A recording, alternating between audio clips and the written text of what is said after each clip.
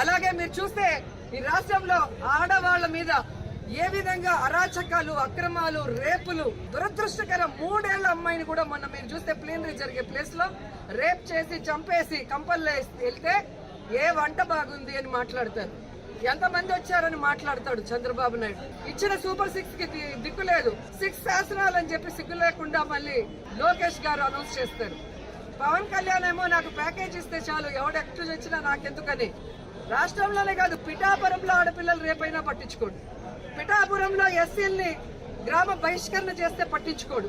Sugali case అన్నారు, ఏమైందో తెలియదు. 30,000 మంది మాయమయ్యారన్నారు. మరి ఆ రోజు ఇంటెలిజెన్స్ వ్యవస్థ నీకు చెప్తే ఈ రోజు కూటమి ప్రభుత్వంలో ఉన్న నీకు ఇంటెలిజెన్స్ చెప్పదా 30,000 మంది ఎక్కడున్నారు?